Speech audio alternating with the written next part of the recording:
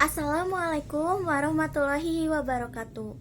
Selamat pagi, salam sejahtera bagi kita semua. Perkenalkan, kami dari kelompok 9 akan memaparkan materi tentang kemampuan menulis yang beranggotakan Alpina Siti Nusadiah dengan NPM 2050665, Dea Indriani dengan NPM 2050656, Karisma Rahayu dengan NPM 2050683, Sophia Rahmatila Ijati dengan NPM 2050673. A. Pengertian kemampuan menulis.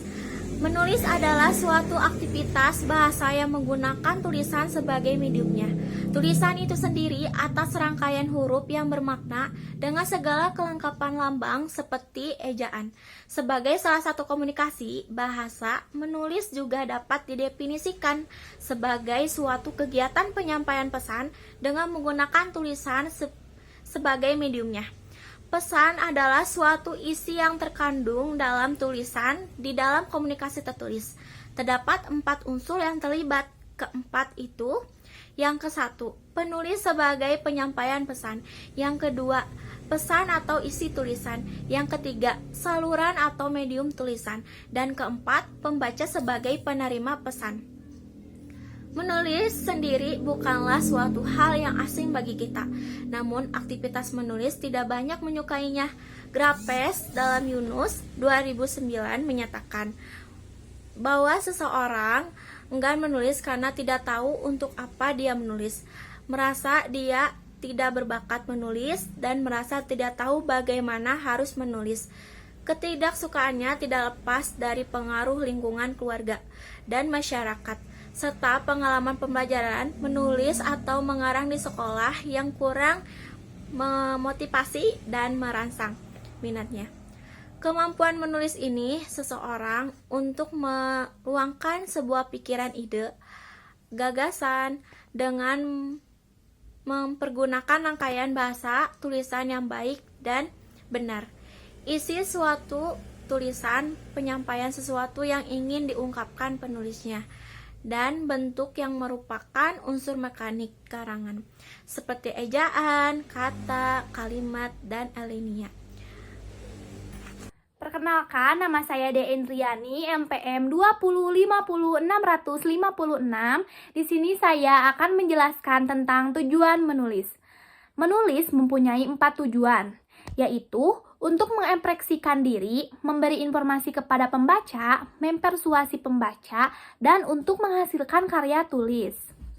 Tarigan 2008 tanggal 23 mengetahui bahwa tujuan menulis sangatlah penting karena menulis merupakan pekerjaan yang memerlukan waktu dan pemikiran dan bukan suatu permainan atau rekreasi. Sebagai suatu pelajaran, harus dilakukan dengan dorongan yang kuat. Dorongan yang kuat muncul karena adanya tujuan yang jelas. Tujuan menulis adalah untuk mengungkapkan fakta-fakta, sikap, dan isi pikiran secara jelas dan efektif kepada pembaca. Tujuan menulis menurut Tarigan: A. Memberitahukan atau mengajar, B. Meyakinkan atau mendesak, C. Menghibur atau menyenangkan, D. Mengutarakan atau mengekspresikan perasaan emosi berapi-api. Sedangkan menurut Hargotartik, tujuan menulis adalah A. Tujuan penugasan. Tujuan penugasan ini sebenarnya tidak mempunyai tujuan sama sekali. Penulis menulis sesuatu karena ditugaskan, bukan atas kemauan sendiri. B. Tujuan altruistik adalah kunci keterbacaan sesuatu tulisan. Baik, di sini saya akan menjelaskan fungsi dan manfaat menulis. Yang pertama, menulis mengembangkan kecerdasan. Menurut para ahli psikolinguistik, menulis merupakan suatu aktivitas kompleks. Kompleksitas menulis terletak pada tuntutan kemampuan mengharmoniskan berbagai aspek, seperti pengetahuan tentang topik yang dituliskan, kebiasaan menata isi tulisan secara runtut dan mudah dicerna, wawasan dan keterampilan meracik unsur-unsur bahasa sehingga tulisan menjadi enak dibaca, serta kesanggupan menyajikan tulisan yang sesuai dengan konvensi atau kaidah penulisan. Tumbuh kembangnya kemampuan tersebut sekaligus mengasah pula daya pikir dan kecerdasan seseorang yang mau belajar menulis atau mengarang. Yang kedua, menulis mengembangkan daya inisiatif dan kreatif. Dalam menulis, seseorang mesti menyiapkan dan menyuplai sendiri segala sesuatunya, yaitu isi tulisan, pertanyaan dan jawaban, ilustrasi, pembahasan, serta penyajian tulisan. Supaya tulisan menarik dan enak dibaca, maka apa yang dituliskan harus ditata sedemikian rupa sehingga logis, sistematis, dan tidak membosankan. Untuk dapat menghasilkan tulisan seperti itu, maka seorang penulis harus memiliki daya inisiatif dan kreativitas yang tinggi. Ia harus mencari, menemukan, dan menata sendiri bahan atau informasi dari berbagai sumber yang terkait dengan topik yang akan dituliskannya. Jenis-jenis menulis. 1. Eksposisi. Eksposisi merupakan salah satu dari jenis-jenis menulis yang biasanya juga disebut pemaparan, yakni salah satu bentuk karangan yang berusaha menerangkan, menguraikan, dan menganalisis suatu pokok pikiran yang dapat memperluas pengetahuan dan pandangan seseorang. 2. Deskripsi. Deskripsi juga salah satu dari jenis tulisan yang artinya pemaparan atau penggambaran dengan kata-kata suatu benda, tempat, suasana, atau keadaan. Seseorang penulis deskripsi mengharapkan pembacanya melalui tulisannya dapat melihat apa yang dilihatnya, dapat mendengar apa yang didengarnya, merasakan apa yang dirasakannya, serta sampai kepada kesimpulan yang sama dengannya. Dari sini dapat disimpulkan bahwa deskripsi merupakan hasil dari observasi melalui panca indera yang disampaikan dengan kata-kata. 3. Narasi atau kiasan. Narasi atau kiasan merupakan corak tulisan yang bertujuan menceritakan rangkaian peristiwa atau pengalaman manusia berdasarkan perkembangan dari waktu ke waktu. Paragraf narasi itu dimaksud untuk memberitahukan pembaca atau pendengar tentang suatu yang telah diketahui atau sesuatu yang dialami oleh penulis. Narasi lebih menekankan pada dimensi latar dan adanya alur atau konflik. Materi selanjutnya, unsur-unsur dalam menulis. Yang pertama ada gagasan. Gagasan yang dapat berupa pendapat, pengalaman, atau pengetahuan yang ada dalam pikiran seseorang. Gagasan seseorang akan sangat tergantung pada pengalaman masa lalu, pengetahuan yang dimilikinya, latar belakang hidupnya, kecenderungan personal, dan untuk tujuan apa gagasan itu ingin dikemukakan. Yang kedua ada tuturan. Narasi, deskripsi, eksposisi, argumentasi, dan persuasi. Tuturan yaitu pengungkapan gagasan sehingga dapat dipahami oleh pembaca. Yang ketiga, ada tatanan. Tatanan yaitu tata tertib, pengaturan, dan penyusunan gagasan dengan mengindahkan berbagai asas, aturan, teknik, sampai merencanakan rangka dan langkah. Yang keempat, ada wahana. Wahana sering disebut juga dengan alat. Wahana dalam menulis berarti sarana pengantar gagasan berupa bahan tulisan yang terutama menyangkut kosakata, gramatika, dan retorika atau seni memakai bahasa. Untuk materi selanjutnya, tahap-tahap dalam menulis. Yang pertama ada tahap pratulis. Tahap pratulis ini merupakan tahap paling awal dalam kegiatan menulis. Tahap ini terletak pada sebelum melakukan penulisan. Di dalam tahap pratulis terdapat berbagai kegiatan yang dilakukan oleh penulis, mulai dari menentukan topik yang akan ditulis. Penulis mempertimbangkan pemilihan topik dari segi menarik atau tidaknya terhadap pembaca. Yang kedua, ada tahap pembuatan. Draft-draft yang dimaksud adalah tulisan yang disusun secara kasar.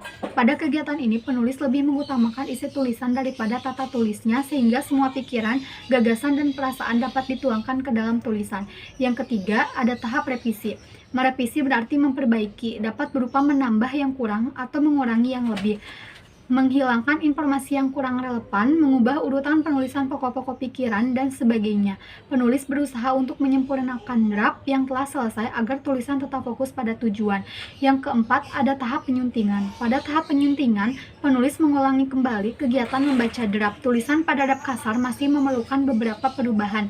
Kegiatan selama tahap penyuntingan adalah meneliti kembali kesalahan dan kelemahan pada draft kasar dengan melihat kembali ketepatannya dengan gagasan utama, tujuan penulisan, tulisan calon pembaca dan kriteria pembaca. Yang kelima ada tahap publikasi. Tahap publikasi adalah tahap paling akhir dalam penulisan. Dalam tahap ini yang dilakukan adalah mempublikasikan tulisan melalui berbagai kemungkinan, misalnya mengirimkan kepada penerbit, redaksi majalah, dan sebagainya. Dapat pula dengan berbagi tulisan dengan berbagai pembaca. Hambatan dalam menulis. Yang pertama yaitu kurangnya ide. Misalnya saya ambil contoh kepada saya sendiri. Saya tuh yakin bisa menulis, tapi saya tidak memiliki ide atau poin untuk ditulis. Nah, hal seperti ini sering terjadi kepada siapa saja. Yang kedua yaitu berada di lingkungan yang tidak mendukung. Misalnya, di lingkungan yang banyak mengganggu fokus, seperti banyak anak kecil, atau hal-hal yang dapat mengganggu kefokusan. Karena biasanya menulis membutuhkan lingkungan dengan suasana yang nyaman dan tenang untuk membantu menjaga konsentrasi. Yang ketiga yaitu kurang percaya diri, dan yang terakhir yaitu rasa bosan. Lalu sumber atau bahan tulisan. Yang bisa dikategorikan sebagai bahan tulisan adalah yang pertama yaitu fakta. Fakta adalah segala hal yang bisa ditangkap oleh indera manusia berupa data yang keadaannya nyata dan telah terbukti kebenarannya. Kedua, peristiwa, yaitu suatu kejadian yang benar-benar terjadi. Ketiga, gagasan, yaitu sesuatu hasil pemikiran atau usulan. Keempat, keinginan, dan yang terakhir yaitu angan-angan atau hayalan. Kesimpulannya, menulis merupakan suatu keterampilan berbahasa yang dipergunakan untuk berkomunikasi secara tidak langsung, tidak secara tatap muka dengan orang lain. Menulis merupakan suatu kegiatan yang produktif dan ekspresif. Jenis-jenis menulis yaitu ada narasi, eksposisi, deskripsi, argumentasi, dan persuasi. Fungsi utama dari tulisan adalah sebagai alat komunikasi yang tidak langsung. Pendidikan sangat memerlukan tulisan sebagai hasil menulis, karena menulis dapat berperan untuk mempermudah para pelajar berpikir kritis, merasakan dan menikmati hubungan-hubungan bahasa, memperdalam daya tangkap, memecahkan persoalan yang dihadapi, dan memperjelas pikiran. Baik, pemaparan dari kelompok kami dicukupkan sekian. Mohon maaf bila masih banyak kekurangan. Untuk yang mau bertanya, silakan di forum diskusi. Terima kasih. Wassalamualaikum warahmatullahi wabarakatuh.